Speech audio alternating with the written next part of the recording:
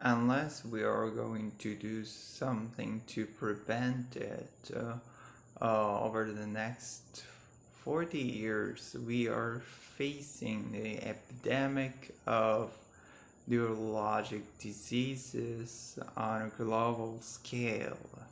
Cheery thought.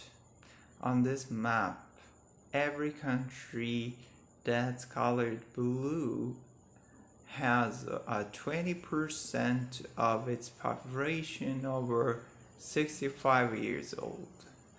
This is the world we live in.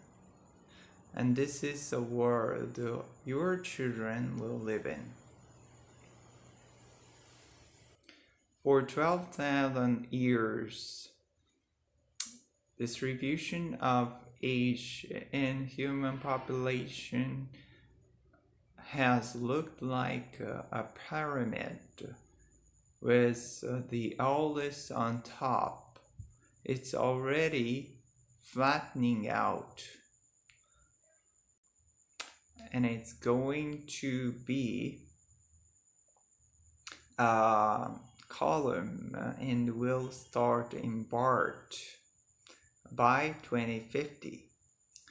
And here's why it's happening. Since 1840, the average lifespan is more than doubled, and it's currently increasing about at the rate of about 5 hours every day. And here's why it's not an entirely good thing. Your risk of getting Alzheimer's disease or Parkinson's disease over the age of 65 will increase exponentially. By 2050, there will be 32 million people in the USA over the age of 80, and unless we do something about it, half of them will have the Alzheimer's disease, and 3 million more will have Parkinson's disease. Right now, these and other neurologic diseases for which we don't have cure or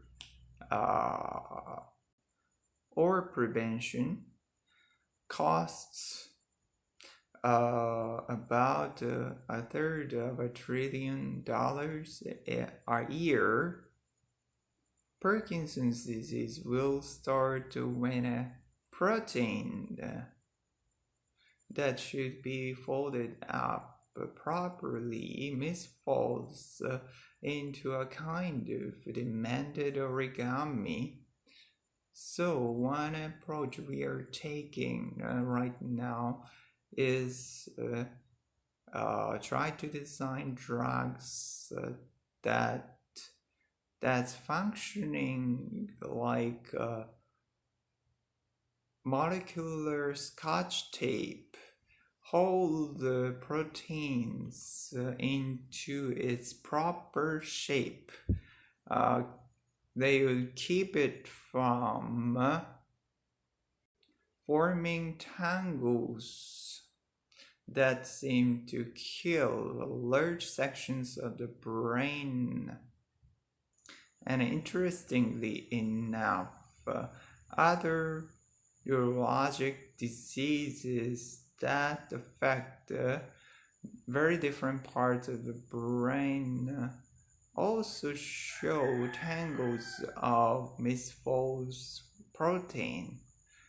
So, which suggests that approach might be a general one, and might be used to cure many neurologic diseases, not just Alzheimer's.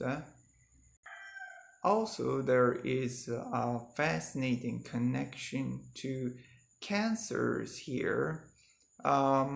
because people with neurological diseases have a very low incidence of most cancers.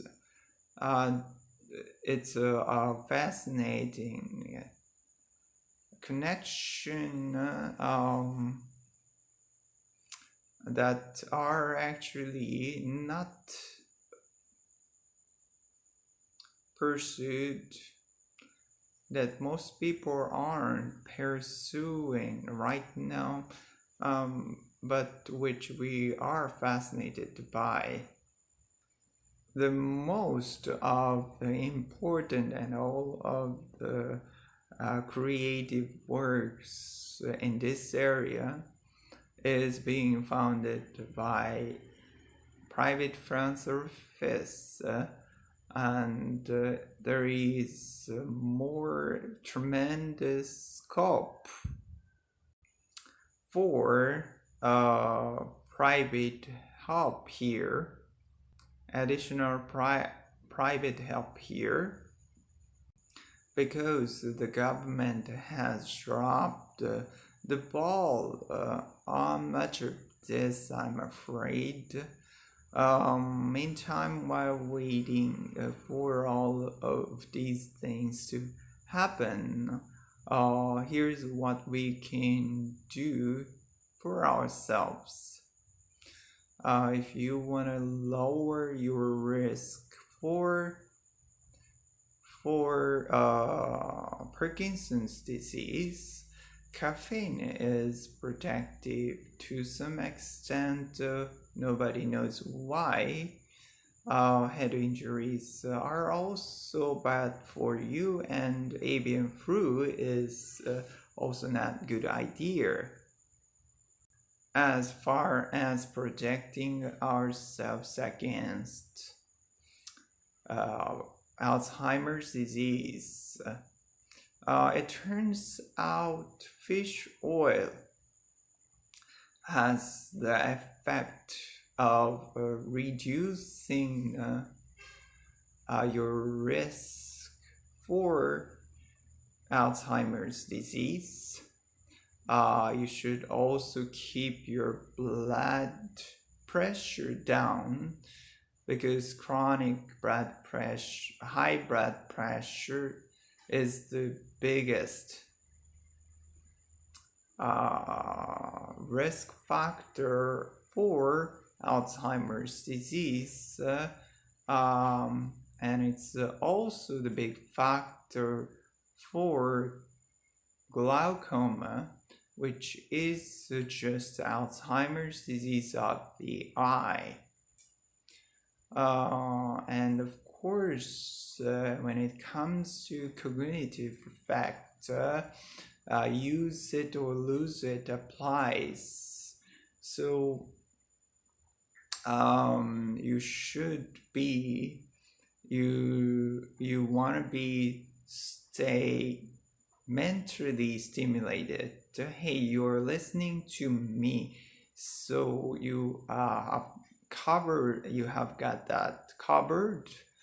And final thing, wish people like me luck, okay? Because the clock is ticking for all of us.